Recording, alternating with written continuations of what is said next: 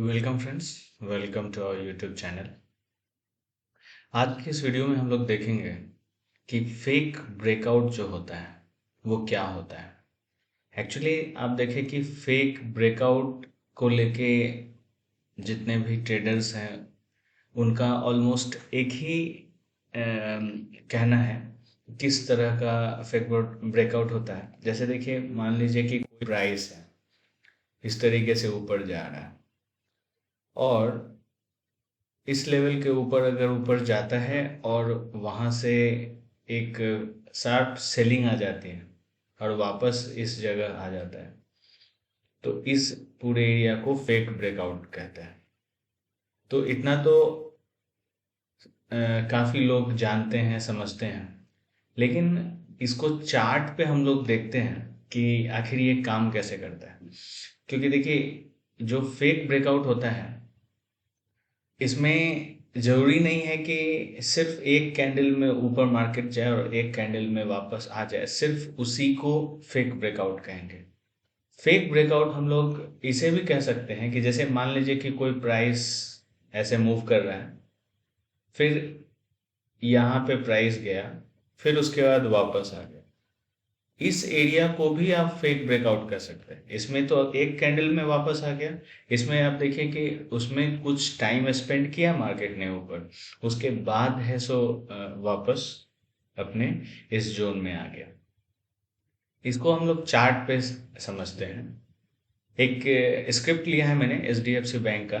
इसमें हम लोग देखते हैं कि आखिर सिर्फ फेक ब्रेकआउट के कंसेप्ट पे ट्रेड को कैसे, क्योंकि देखिए जो फेक ब्रेकआउट होता है इसके कंसेप्ट पे जो भी ट्रेड होते हैं उसकी एक्यूरेसी 95% होती है।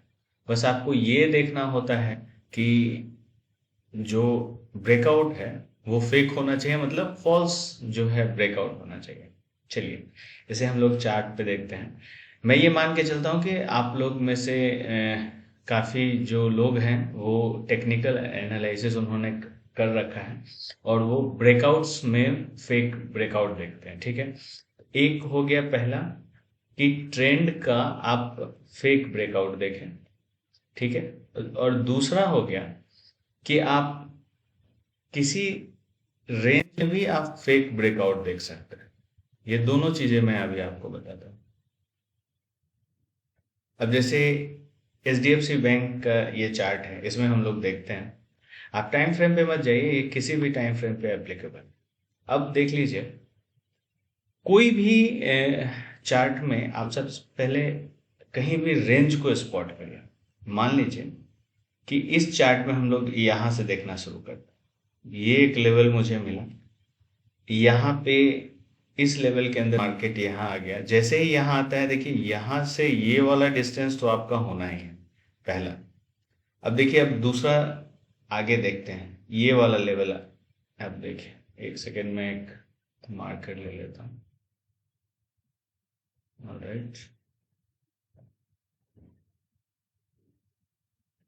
अब इस लेवल को हम लोग देखते हैं।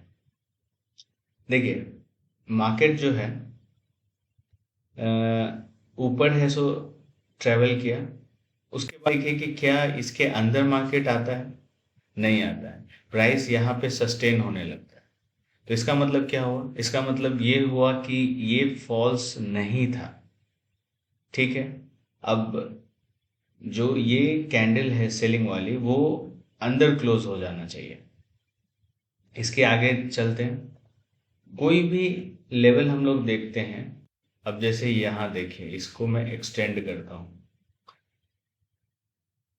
ये इस जगह पर आके आप देखिए कि मार्केट ने क्या किया। क्लोजिंग जो है वो इस लेवल के, इस एक जो रेंज आप स्पॉट कर रहे हैं उसमें दिया मार्केट ने। एक मतलब आप देखिए, बायर्स ने कोशिश की कि ऊपर क्लोज करने के लिए, लेकिन सेलर्स ने वापस इसको अंदर ले गया। तो फिर आपको यहाँ तक का एरिया मिल गया। वैसे विक यहाँ तक है, मतलब तो ये ट्रेड आपको आपको मिला।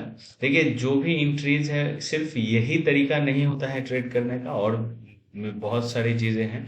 बस एक चीज़ मैं फेक ब्रेकआउट को किस तरीके से समझते हैं मैं वो बताने की कोशिश कर रहा हूँ। अब इससे आगे चलते हैं, इस लेवल पे हम लोग देखते हैं।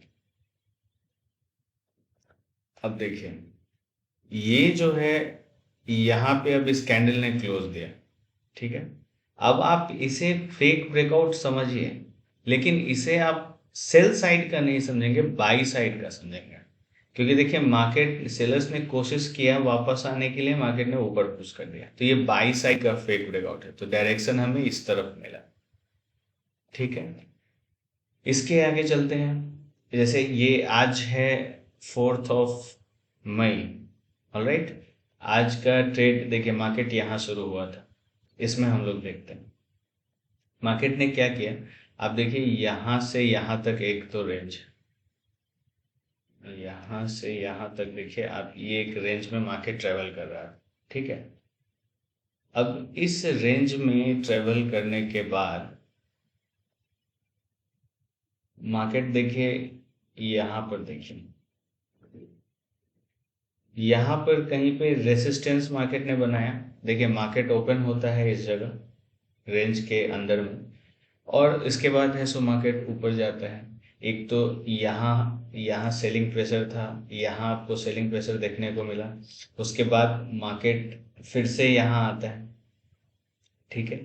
अब देखिए, लेकिन आप अगर इस एरिया को एनालाइज करें तो आप अगर इसे रेंज समझते हैं, ठीक है, तो आप देखिए कि इस एरिया में आप यहाँ पर सेलिंग नहीं कर सकते हैं। देखिए, सेलिंग हमेशा जो रेंज आपको दिख रही हो या फिर जो आपके पास प्रीवियस डेटा है, सेलिंग हमेशा वहां से इनिशिएट करना चाहिए।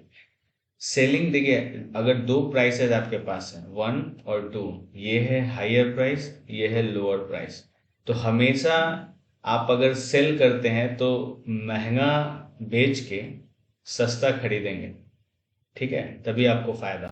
और जब आप बाई कर रहे हैं तो आप लोअर प्राइस पे खरीद के हायर प्राइस पे बेचेंगे, तभी आपको फायदा होगा। ये कंसेप्ट हमेशा ध्यान में रखें। तो अब देखिए कि अगर सेल करना है तो यहाँ नहीं, हम लोग वेट करेंगे।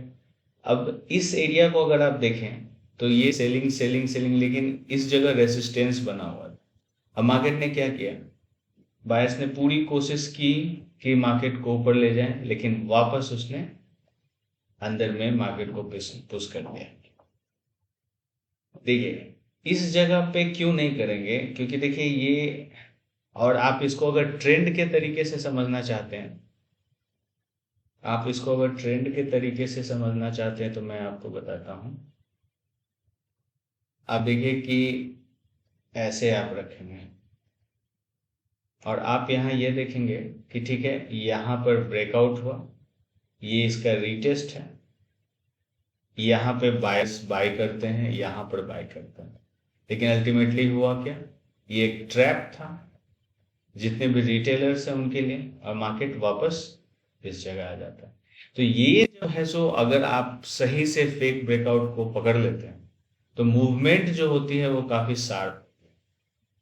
एक चीज और आपको ध्यान देना है कि फेक ब्रेकआउट के बाद अगर कोई रेंज फॉर्म हो रहा है, ठीक है, तो आप, ये एक पोजीशन ऐड करने का समय होता है, ठीक है। ये एडवांस कंसेप्ट है, ये किसी और वीडियो में आपको बताऊंगा। तो ऑलराइट, तो इस वीडियो में आप ये समझ चुके हैं, तो मैं इसको समराइज कर देता हूँ। फेक ब्रेकआउट एक ऐसा ब्रेकआउट है जो फॉल्स हो चुका है। ये बाई साइड के लिए भी हो सकता है, सेल साइड के लिए भी हो सकता है, ठीक है। दो तरीके से हम लोग देखते हैं, एक तो ट्रेंड के का फेक होना, फेक ब्रेकआउट होना, और दूसरा रेंज का फेक ब्रेकआउट होना। आप लास्ट में ये भी दे सकते हैं, एक रेंज है, रेंज के ऊपर मार्केट जाता है और कैसे वापस नीचे आ जाता है।